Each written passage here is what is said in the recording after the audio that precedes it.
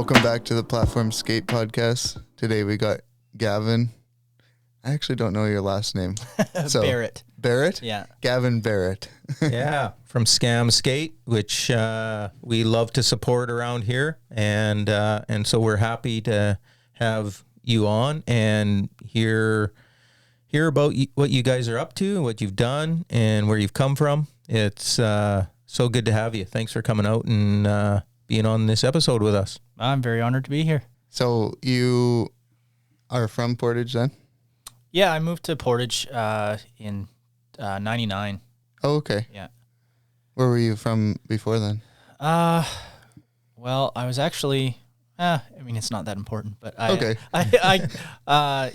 When I was born, my family lived on reserve up north, St. Teresa Point. Okay. And then we moved to Dauphin. I don't remember anything in St. Teresa's Point. And then we moved to Dauphin, and then we moved to a little town called Melita for a year. And then we moved to Portage in 99. Nice. So how old would you have been when you moved to Portage? 7, long before my skateboard journey began. Yeah. Yeah. So when did your skateboard journey begin then? I think it must have been grade 6, however old you are in grade 6. I had a maple board from Walmart. Oh, yeah. The brand Maple. Yeah. Yeah. I keep hearing people say that it used to be a legit brand. I was going to before say it was that. a Walmart brand. I remember when Maple wasn't actually like legit brand Yeah. before they like whatever sold out the name and like Walmart started using it. I do remember like in my early days of skateboarding, Maple was a respected brand. Yeah. Yeah. They do that. I think they do that with a lot of brands at Walmart. Like they did that. I think Kryptonics Oh yeah. is a Walmart brand now. Well, and I've even seen World Industries. Yeah, and that's what Canadian I was Tire. going to say. Yeah. That one hurts. Yeah. I was a big World Industries fan back in the day. But yeah, I had a maple board, and it was as close to just a piece of plywood as Right. a skateboard can get. And yeah, we just I don't think we were allowed to skateboard at recess. I think we tried, and we'd always get in trouble for it. Which school were you at? Crescent View. Oh, okay. Yeah. So there's really nice sidewalks at Crescent View. Not anymore, but there was back then. Oh, I suppose. Yeah, They're they probably gone now. deteriorated. No, they're gone. They took them out. Really? Yeah. Okay. And they had those green metal benches. Yeah. Which are also gone. Oh, wow. Yeah. So, yeah, we'd skate there. I think we tried at recess, and we'd always get the kibosh, and so we'd skate after school a little bit. And nobody in my grade was any good. Everybody was just starting. Nobody sort of had the one up on anybody. Everybody was just starting, and it just sort of one kid had a skateboard. I don't remember who it was, but it just really snowballed. Like 1 or 2 people had it, and then everybody else kind of just went home and said, "Mom, Dad, can I have a skateboard?" And suddenly there was 10 people with skateboards, and we were all terrible. We were all just learning to ollie together. And it's funny though, because for us all being at the same level, there was so much judgment passed. Like you'd be with your one friend, he can't, his ollies suck. He can barely get it off the ground. Did you see that one that didn't even get off the ground? And everybody was the same way. And I always remember there was these 2 guys that they lived in Southport, and they'd always come back to school the next day and tell stories of what the other one did at their bus stop in Southport. And we were always like, stop lying. Like, we're all skateboarding here now together. We can see that you can't do those things. Yeah. They were always, they had some tall tale of, he landed a kickflip this high. Then, after school, he'd be struggling to land on the board with an ollie. Yeah. Classic. That's pretty classic. Yeah, I remember, I think it was grade 6. I remember that winter, though, they at Crescent View, I don't know if they did this at other schools, but they'd take a snowplow all the way around the schoolyard, because the schoolyard at Crescent View is kind of horseshoe shaped. It goes around behind Right, the school. yeah. And so they take a snowplow and clear a path all the way around the school, and they take that snow and pile it up in different mounds and hills and stuff. So we would, me and a couple buddies, we took our crappy Walmart boards and we took the trucks off and we turned them into snow skates basically. Okay. And obviously a maple board didn't last the winter. So No. Yeah. the next year I got a board from Sport Check. It was Fresh was the brand. I don't know if you ever heard that, but No. no. I had a Fresh snowboard too. But it was actually not bad. Like it compared to a Walmart board, it had concave, it had some pop to it and some snap and actual urethane wheels, not just plastic. Wow. You know, the bearings spun. So, I mean, it's a low bar, but Yeah. it was a huge upgrade. So at Crescent View, you had like this whole group of friends. Did you guys like go out and find spots or whatever, or you weren't quite good enough to?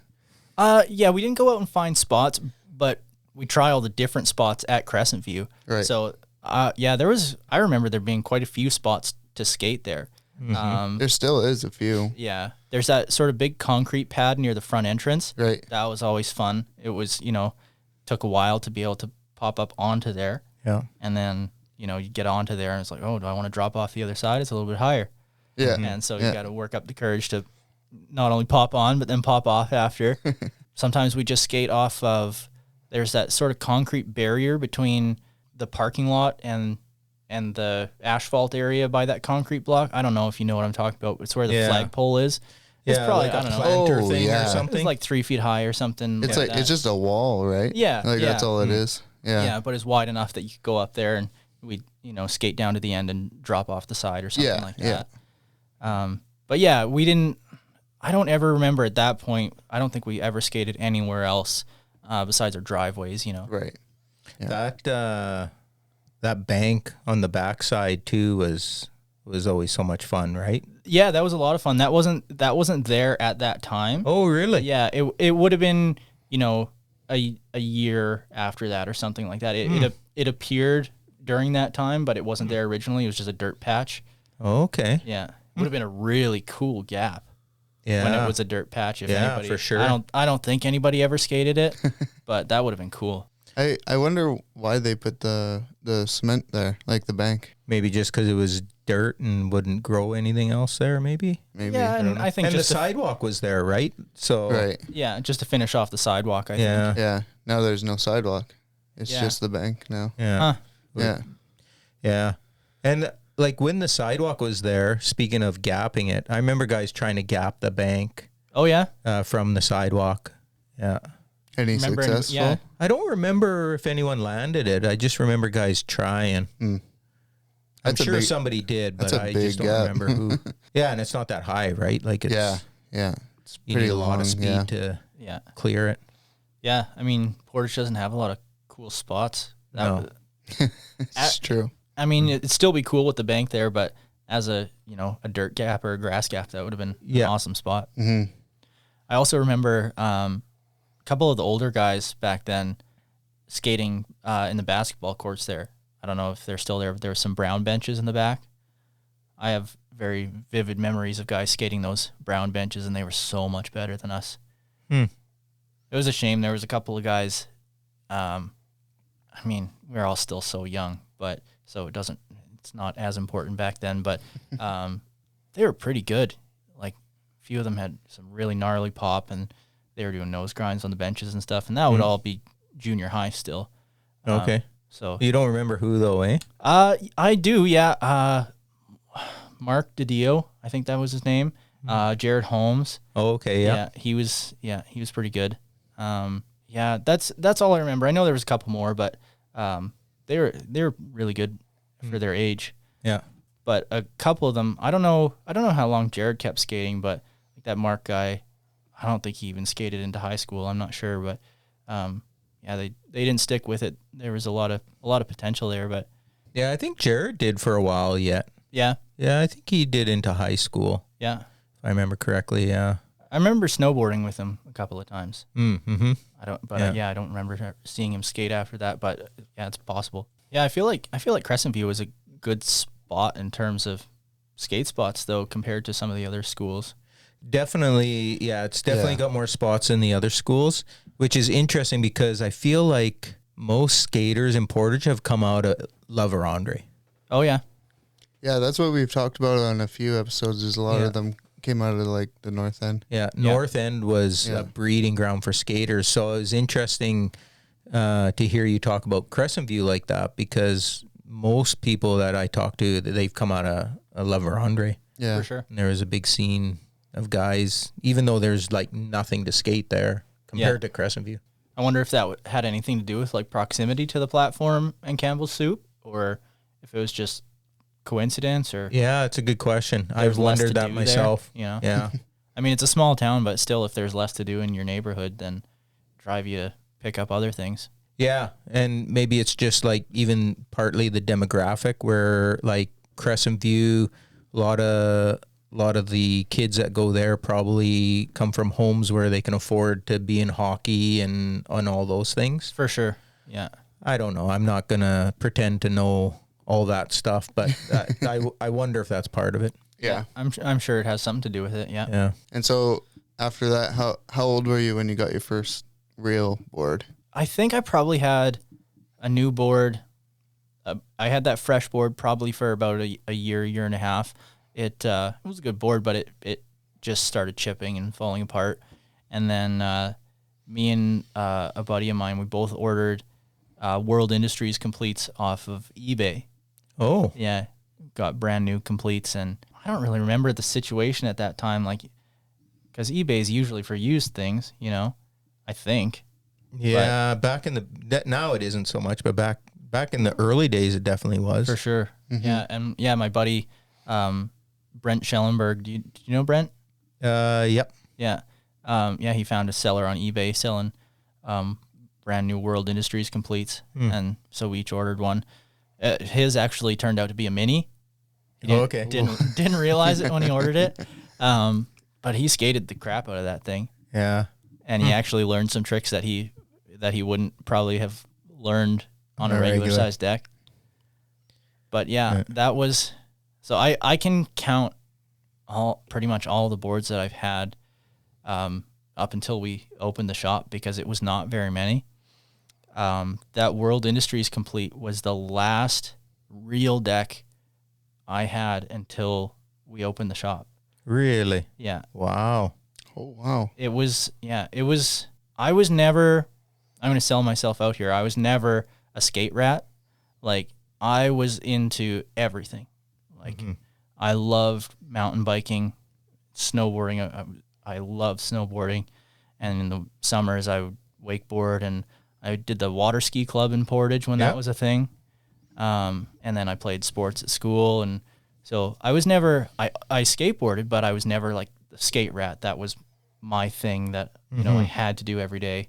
And a lot of my friends skateboarded, and we do it all the time. And I had ramps in my driveway and things like that. But after my friends stopped doing it so much, then I sort of lost interest for a while. And I broke that World Industries complete.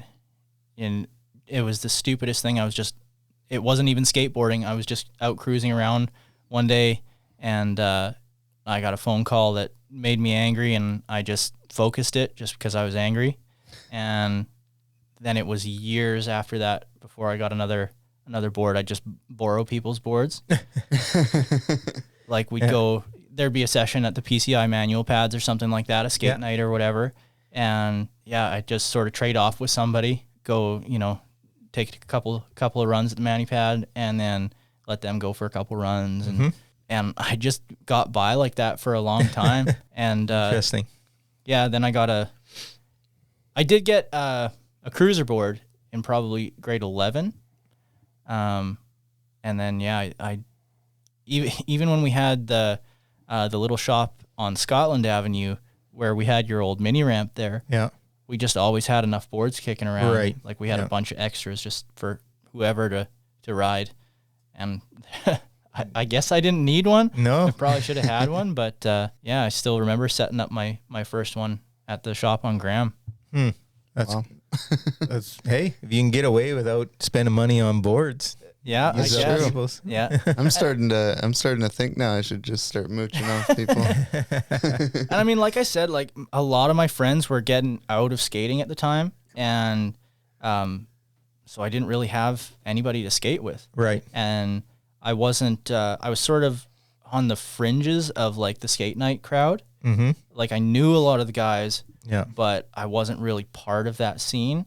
And so I'd come every now and then with somebody and kind of be off to the side a little bit. And Yeah. I wasn't coming every week or whatever. So did you feel, just out of curiosity, as somebody who was like part of that, did you feel like you weren't invited in, or like what, like, or was it just a self-conscious thing, or like did you say that you kind of stayed to the edges?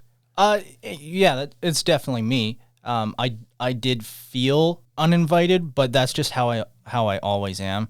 I remember everybody's name and face that I meet. I always assume that they've forgotten me.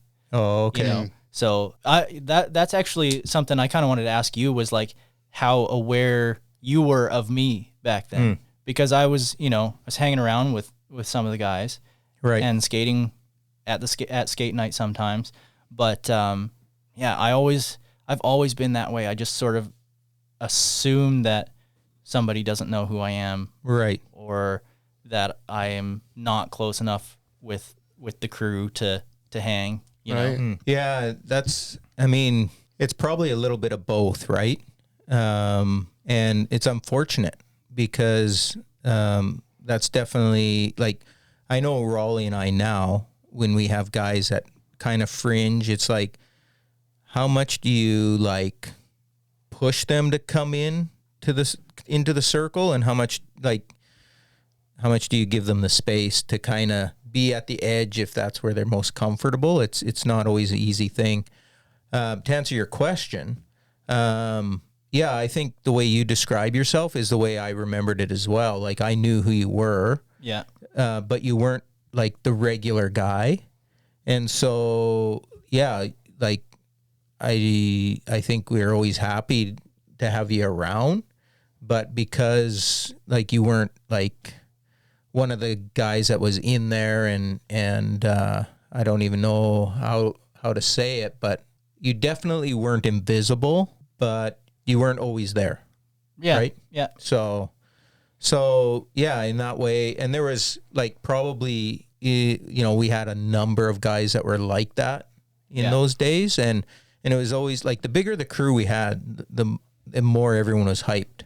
For sure. So everyone was happy to have more guys there, but probably because there were enough core guys that were there all the time, that it probably could have felt like you weren't a core guy. So you're not in that, on that main stage or whatever. Well, and I always wanted to be too. Like, I would hear people talking about, playing Xbox or whatever at the shop. I was like, oh man, I want to do that. That sounds awesome.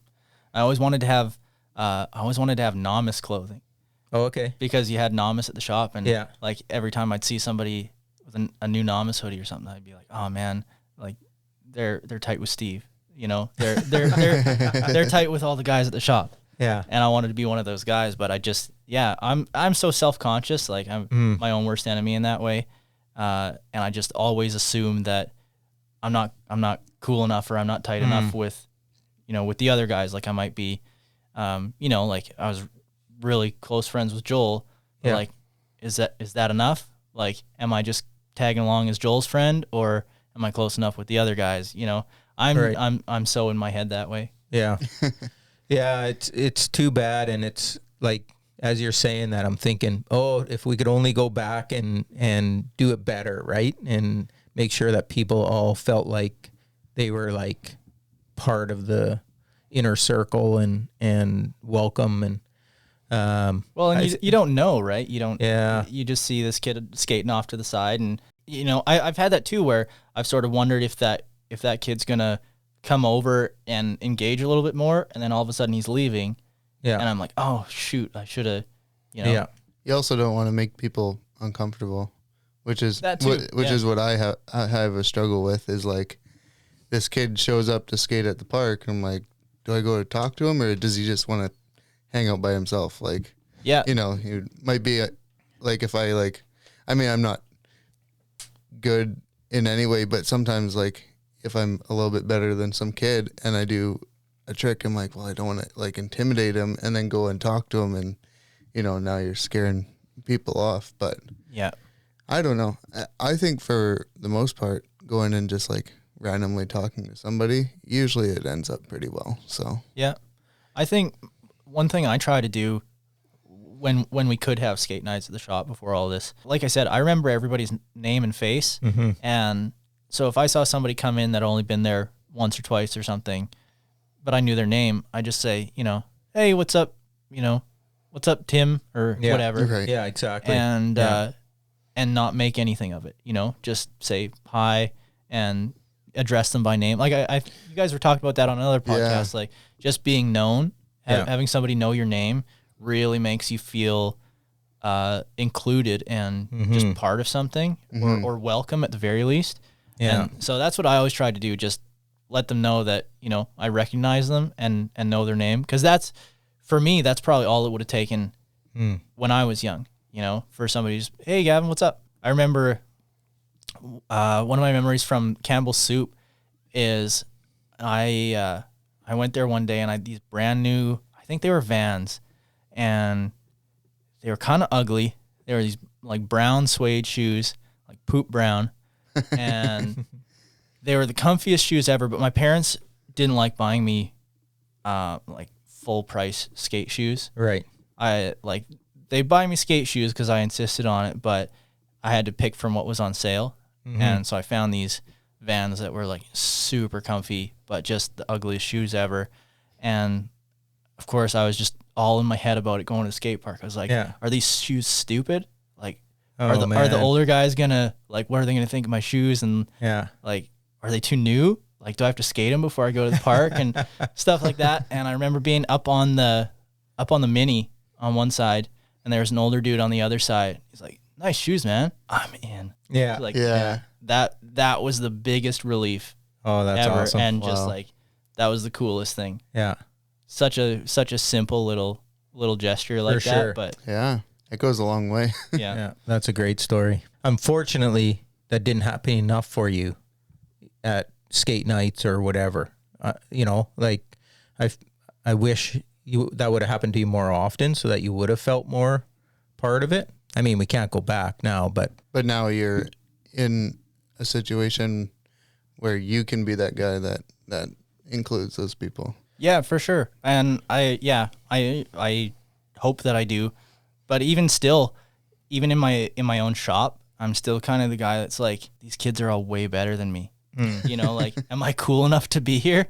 Right. yeah, you know, I mean, we talked about that on some of the early episodes about my insecurity about being a BMX guy and then skating later on. And because of that, I felt that too often. Like, you know, even though I had the shop and stuff, is like, you know, am I legit?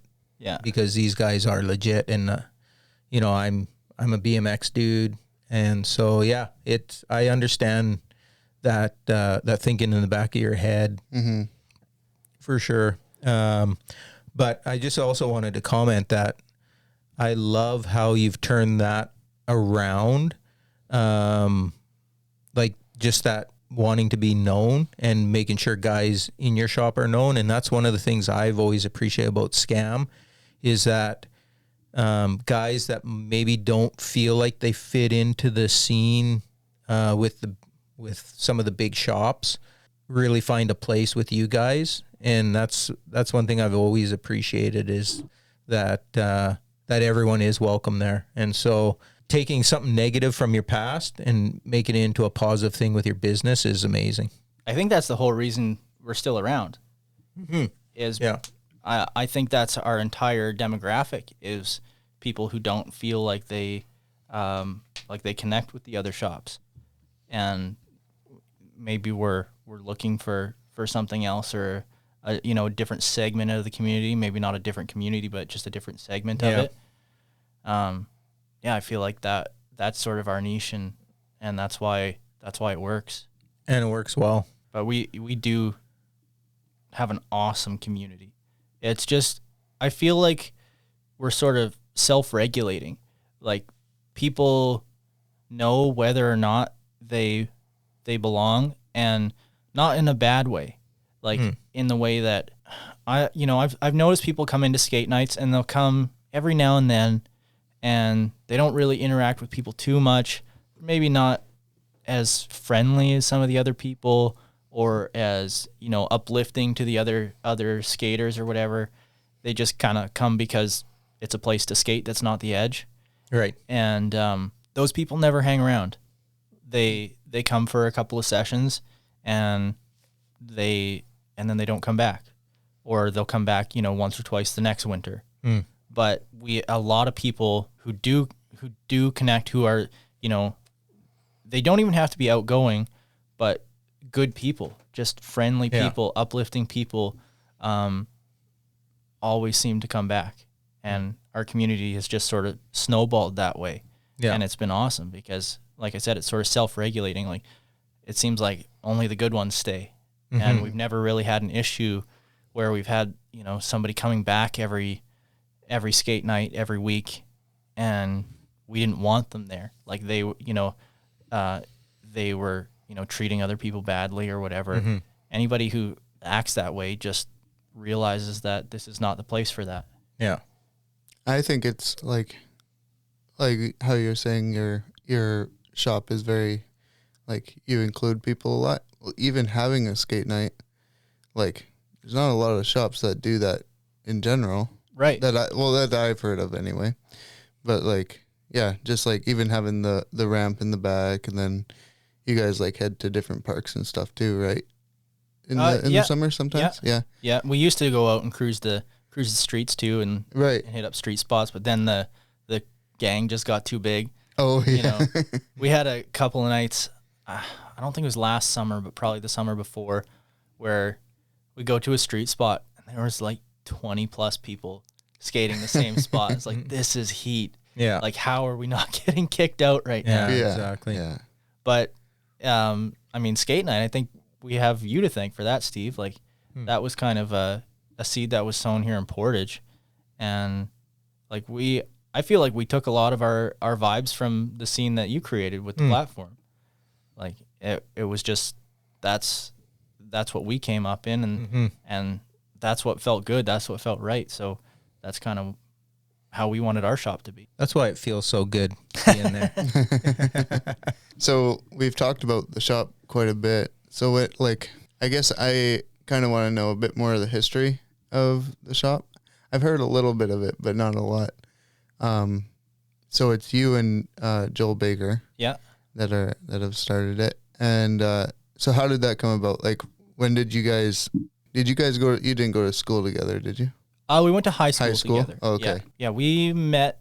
We actually played soccer together when we were really, really young, probably like 8 or 9 or something like that. Okay. But that was just, just a random crossing of paths. Yeah. And then, we had some classes together in high school because, everybody comes from their junior highs and it merged into one high school. Yeah. And we started hanging out there. In grade 11 or 12, Joel's family moved to Thunder Bay. And I think it was partway through the year there, Joel decided he just didn't want to be in Thunder Bay. He, wanted to be back with his friends in Portage. And so he came and moved back in with me and my dad. Oh, okay. And, I think it was at that time we started making T-shirts. We got a little home screen printing kit, and we started making our little character T-shirts. I don't know if you've seen any of those. We have one of them here. Not the original one. Not the original? No. We have one of them anyway. Yeah. I don't know if I've seen any of the original ones. Okay. Well, they were kind of silly, but the idea was that they were characters that anybody could just scribble anywhere. Right. And, if it caught on enough, then, people would just, you'd see them all over the place. Yeah. And that's what I tried to do with Lumpley, our little Oh yeah. Smiley guy Yeah. here. I came up with him around that time, and I was just in high school. I was always like drawing him in the desks and stuff like that, and I take a permanent marker in the corner of the whiteboard or something and Yeah. and draw his face. But yeah, anyway, we were printing T-shirts then, and we were calling it Scam Skate. Joel came up with an iteration of this logo, and we'd put that on the sleeve, and we'd have a character on the front or something like that. And yeah, we just kept selling T-shirts, and it must have in grade 12, we made up this weird grad logo and put it on the back, on the nape of the neck of our shirts, and then a character on the front. And we set up a table in the school and sold. I think we made about $600-700. Wow. It was a pretty good little run selling these grad shirts, and I don't remember what we did with that money. After that, we both sort of parted ways for a bit. Joel went traveling after high school, and I moved to Brandon for a year and just worked full time. And then after that year, we both decided we were going to go to university, and so we got a place together in Winnipeg. Joel and another friend, they made longboards as just a weekend project, and I remember that the week after, Joel was like, "Man, we made longboards and it was really fun and not that hard. Like, we should try it. Like, you could actually sell them and figure it out and figure out a way to make money." And it wasn't really a thing that we were thinking about at the time. It was just kind of a passing comment. We made a couple more, and the other buddy that he made the first one with, he lived in a house with a bunch of dudes, and their house had a garage. So we started making some boards in that garage, built a press out of 2x4s and bottle jacks. Sweet. And we just make some boards and throw them up on Facebook. I think we started a Facebook page separately for it, and our friends would buy them. Right. And like, some of them were terrible. I mean, I think a lot of them are still in existence, so the quality wasn't that bad, but man, they were ugly. I know I think I was the worst, because I was always trying to come up with some crazy shape or some crazy paint job or something. Joel and David, the other guy, they were a lot better at keeping it a little bit more mainstream, and they were better at the painting and stuff like that. I was always trying to do something crazy, and it rarely worked out. But they would still sell, and it just kind of kept going. Like, we'd sell the ones that we had, and we'd make a couple more, and then those would sell, and we'd make a couple more, and that was only for a couple of months, and then we realized, like, this is not enough space, and we could use a few more tools. And the triplex that Joel and I were living in had a garage behind it in the backyard, and it just so happened that the guys that were renting it, gave it up. Their lease was over or whatever, and we decided to rent it out and make a bit more of a go of it, make a few more boards. Was it a gamble at that point? Like, or did you feel like you had enough of a market to pay for the rent? I'd say it probably wasn't either. At the time, I think it was like the rent isn't that much that we really care. Okay. Like, obviously we're going to try and cover our costs, but it's like, if we lose our money, it's not that much. Yeah. We'll just give it a go. And we had that ramp in there. Yeah. So it was definitely more than a workshop. I think we partied in there more than we worked in there.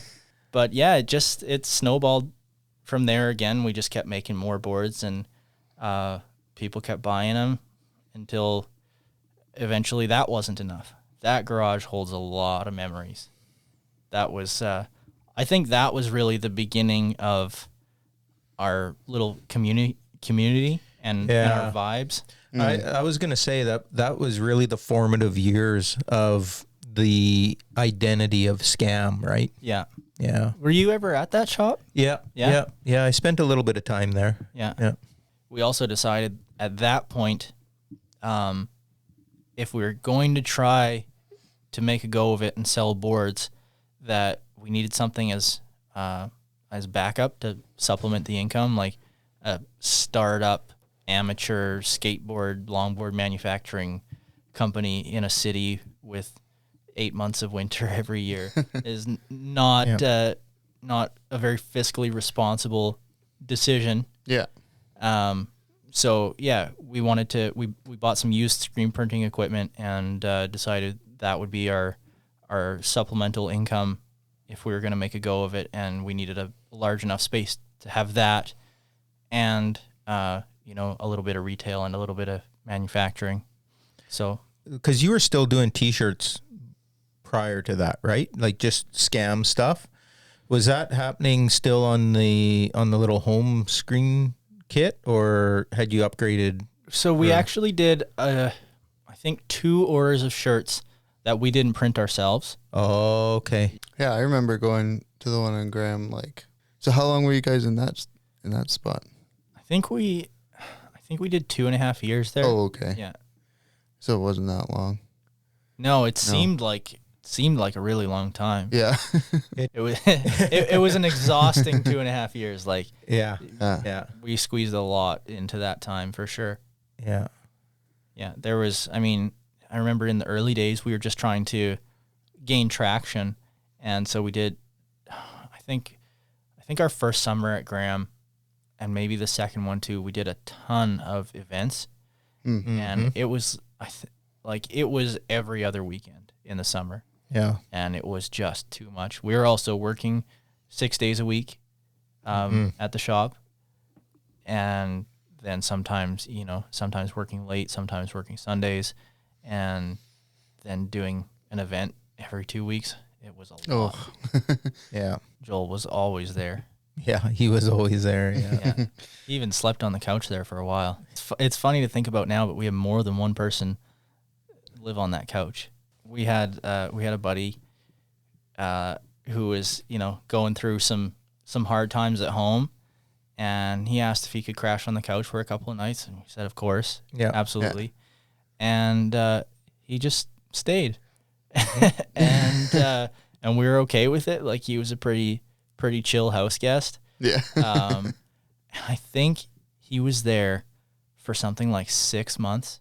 It's so weird to think about that now. Yeah. That we Right. had somebody living in our store. Yeah.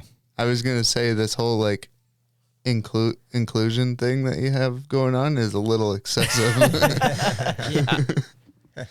So the long hours and all that you were putting in, then was it because it was so lean that time? Like, it just a struggle, or like, how do you remember that time being?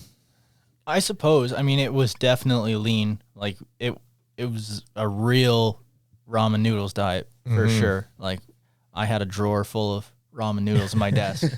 I mean, we could have maybe paid ourselves more, just reinvested as much as we could. Yeah. So yeah, it was tough to get by, and I think that's partly why there were such long hours.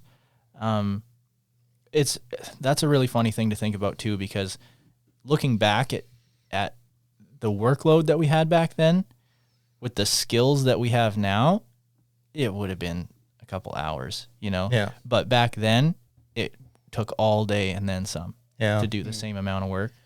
Yeah, and that's the other thing that I was going to bring up was the DIY kind of spirit that you guys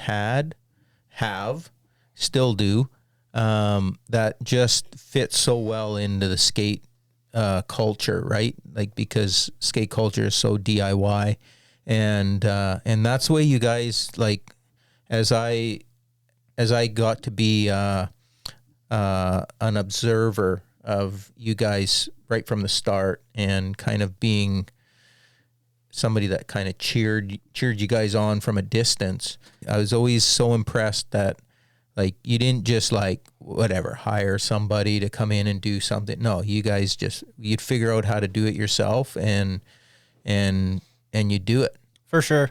And I mean, that's definitely a little more Joel than me. Like he's down to figure anything out. Mm-hmm. Like I'm down to learn, Right. but Joel is down to figure it out. Right. I owe so much to that guy because I don't have that ability. I don't have that kind of patience. And we saved a lot of money Yeah. on all the stuff that Joel has just learned how to do on the fly. For the amount of years that you guys have worked on this together and for it to still work so well, that says a lot about your guys' character and your relationship, which is awesome. It does. And I think about that a lot.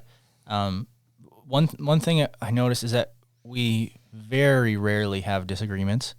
And I know that for a lot of people that's a healthy thing. Right. And so sometimes I think maybe we should have more disagreements. Like maybe we're just not speaking our minds. But I'm not sure if that's the case. I think for the most part, even if we're not speaking our mind, it's because we trust that the other person, even if they have a different opinion, it's still a valid opinion. Right. We're usually not so polar opposite that that we can't come to a compromise or something like that. Yeah. Like looking back at the where you've come from with Scam, what would you say is the thing that you're most proud of with your business? I'm really proud that we make our own boards. Mm-hmm. I think that's pretty cool. I think so too, yeah. Like in my life, I've always wanted to be the best at something. Mm-hmm. And no matter what I've done, whether it's like skateboarding or music or something like that, like I always had a friend who was better at guitar than me. Or, I knew somebody who was better at drums than me or, better skateboard or whatever. Yeah. I always wanted to be the best at something. And this doesn't make me the best, but I can say I've personally made more skateboards than anybody in Manitoba. Mm-hmm. And I mean, I'm kind of winning by default, but like, I don't know of anybody else in Manitoba that's made skateboards or Right. Maybe as a hobby, but I can say I've made hundreds of skateboards with my own two hands, and Yeah. I feel like that's a pretty That's cool awesome. accomplishment. Yeah, for sure.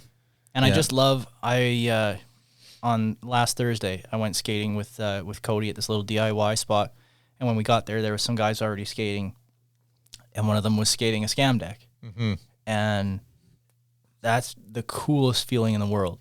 Is not only to see your product with your brand on it, that somebody you don't know is out there, and owns that product, but to also know, like, I made that.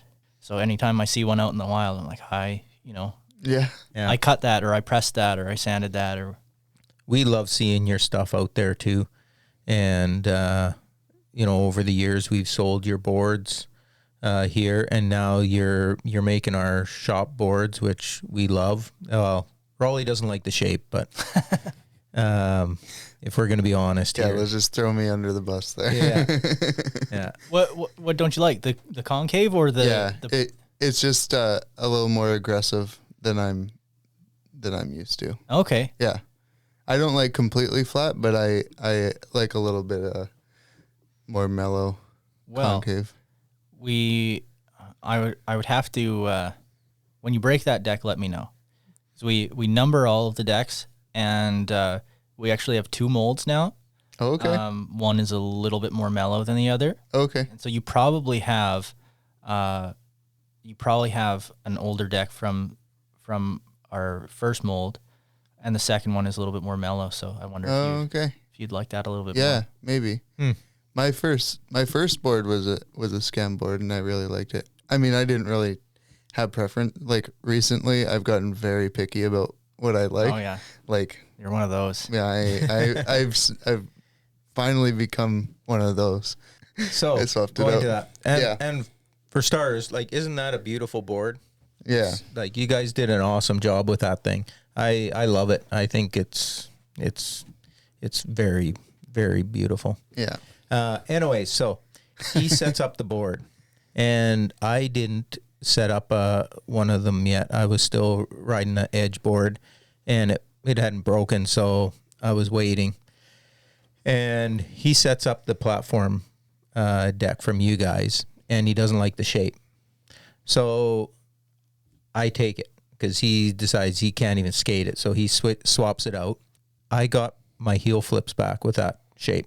Nice. It's true. I had been working on heel flips since my knee surgery a few years ago. Yeah. I was struggling with the heel flip, which I had before my knee surgery. I had heel flips, and just they were not there.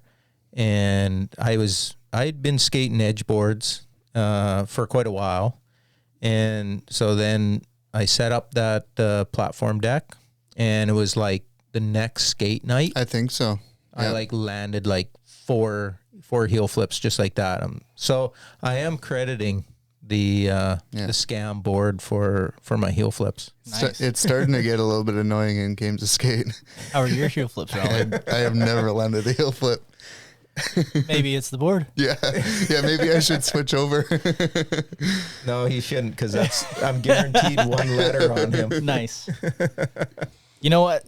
Now that you bring up that board, that's actually a very proud moment to be printing platform decks, because that feels like we've sort of come full circle. You supported us so much when we were first starting out, even selling those stupid T-shirts in the shop. Yeah. So that's a really cool thing, to be printing platform decks. Yeah, it's fun to like just kind of grow with each other, right? Like back in those days, just being able to support you guys and help you out. And now I feel like it's come around, like you say, full circle. And now you support us so much with what we're doing here, which we can't say thank you enough. Like, you guys just do so much for us. And that's why we really want to see you succeed, and we try and push people your way. And it's fun to be part of a community where we can help each other for sure. When you had those shirts in the shop, did you think anything was going to come of that? That's a good question. I don't know. I don't remember what I thought. I do remember thinking, like, I loved the idea. I loved what you guys were doing, because we've talked about this on the podcast before, where like in the skate community, there's so much of this,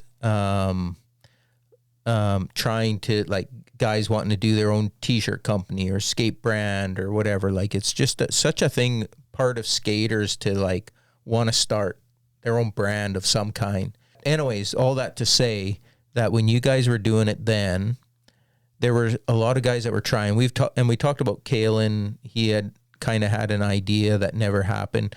Matt Andershak, he had, like, we actually printed some tees that he sold at one point, but it didn't really get past the first run. And so I probably, like, I couldn't have dreamt that you'd be where you are now, but I definitely, like, I love the idea that you guys were past talking about it and were doing it.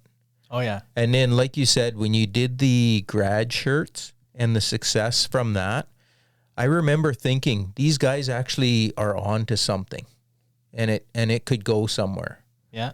And it has. And so, yeah, like I said earlier, it's just been fun to watch you guys just grow and expand and continue to do fun stuff. And even just the struggle of getting to the place now of making the skate decks, right? Like, you did longboards for a long time, but just finding the right formula and everything to do the decks. I waited a long time for you guys to get that figured out, and you have it figured out, and it's so awesome. Like you said, nobody else in Manitoba is doing it.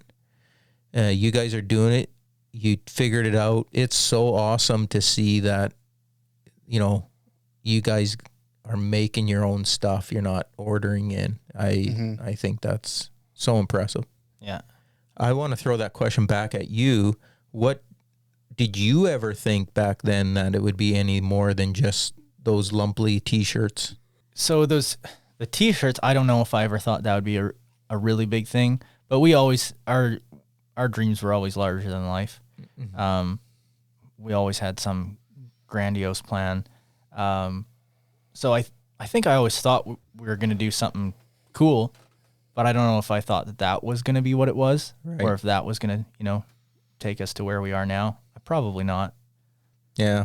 Do you have any future goals or dreams that that you're willing to share? We really love where we're at right now. We've got sort of a bigger retail space, and we feel more like a skate shop. But the goal has always been manufacturing. So we'd love to have a bigger facility and be making boards for more shops. Right. The idea was never to have a shop where we sold, wheels and trucks and shoes and things like that. It's just sort of a byproduct of the last couple of years.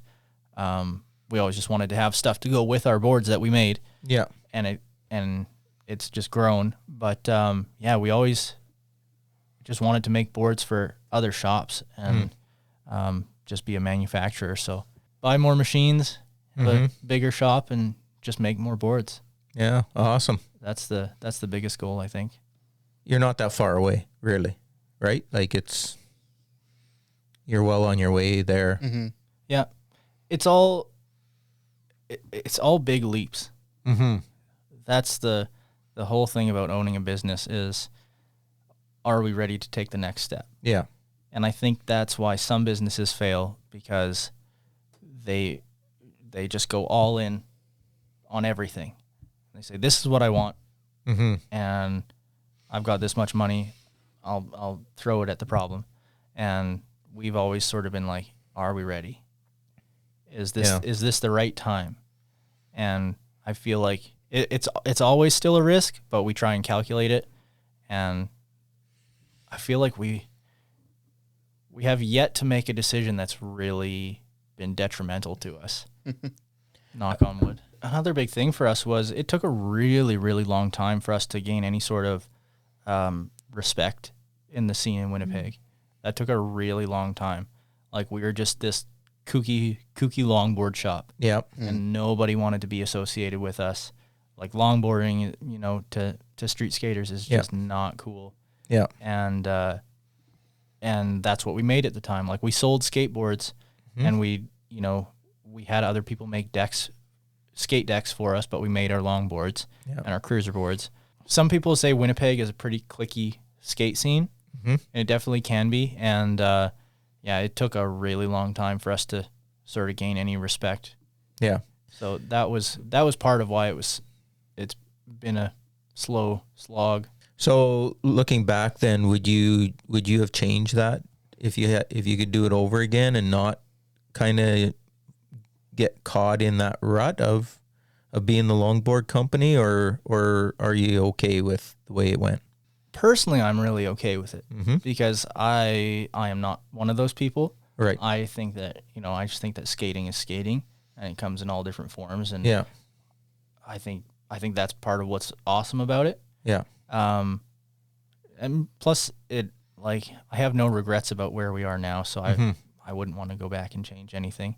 Yeah. It'd be cool if we were in a place sooner to make our own skate decks, but I also, we gained a lot of knowledge in making longboards before we endeavored into making skateboards.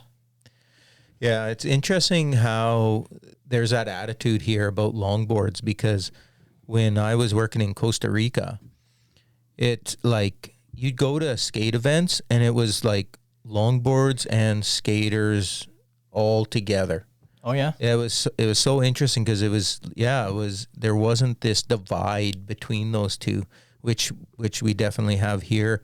And like I remember, like I go one day to like a downhill sliding event, and then like on that weekend I go to a mini ramp party, and it was all the same dudes.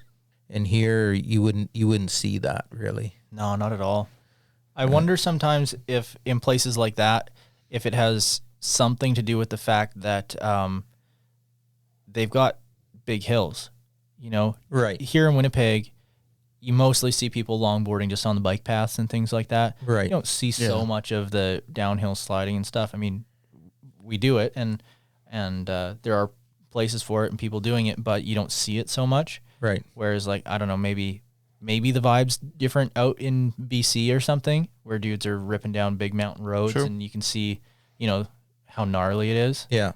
I am a big advocate for cruiser boards, though. I think everybody needs a cruiser board, and if you don't have one, you just don't know that you need it yet. Yeah. And so in that way, again, so much respect for you guys, like charting your own path and not doing what you're being told is the right way to do it or the cool way to do it, but you guys did it your way. And yeah, it might have taken a little longer to gain some respect, but you're still here. Yeah. So yeah, still kicking. Yeah. Congratulations. Thank you. I don't have any like great stories about the old platform. I was there quite a bit. Like I said, not a diehard skate rat or anything, but I remember the first time I went there, I was on a scooter actually. Oh wow! Back before they had real scooters, so it was like a Razor or something. Yeah, it was a Razor, and I was really, really young. But my it was some holiday, and my family was in town. And my cousin brought her boyfriend, and they wanted to go. They had heard about the platform. I think they were from Winnipeg. They were living in Winnipeg at the time. They'd heard about the platform, and they wanted to go check it out. So my dad took us all down there, and I just brought my scooter because that's all I had at the time. I was really little, and my cousin kind of said to my dad, "Okay, thanks. You can go now." And he was like, "I'm not going anywhere. Like, I'm not leaving you guys here." Yeah. And yeah, so we hung out for a bit, and yeah, I guess I was a scooter kid. I was the kid on the scooter at the skate park. But I definitely, like, I have very clear memories of staying out of everybody's way. Yeah. I did not want to be the kid that got run over or that made one of the big guys mad. I'll never forget this. And actually, I think in the documentary, the about the platform, I saw a kid riding a bike in some of those clips. And I think it was that bike, but I saw a guy riding a BMX bike, and there was that metal spine there. Yeah. And he was airing over the spine, and I just remember thinking, man, he's flying. And he was going so high. And then one time he just kept going higher and higher. And then one time he came down and the handlebars folded. And he just went face first into the pavement. It was gnarly.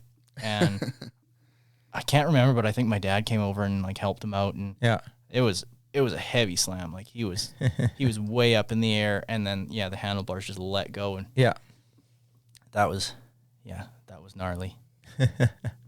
Speaking of your dad, I always appreciate, like, your dad was always such a huge supporter of not only the skate scene locally here, but you guys with Scam and everything. Like, I just appreciated your dad so much. Like, all those years that he was superintendent in Portage here, and always, like, anything that we were trying to do for skateboarding, he always was so supportive. He's just so awesome for the scene, and like trying to be an advocate for us all the time.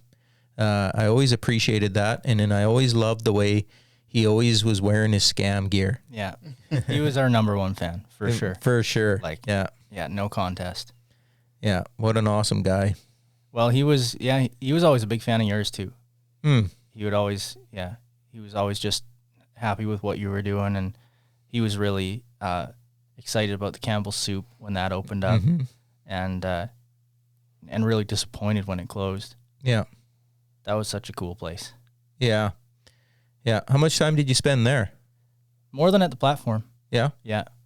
That was actually, I forgot about this one. Do you remember bocce skating there a lot? Oh yeah. Yeah. Yeah. He was there every time I was there. He was there pretty much all the time. Yeah. Yeah. That's another one where he was really good, and then he stopped skating, and that one hurt a little bit. Yeah. To see that. But yeah, he was another one where he just said hi to me one day at Campbell's Soup. And I always, like, every time I was there, I was like, oh, that guy's Bocce. That's his name.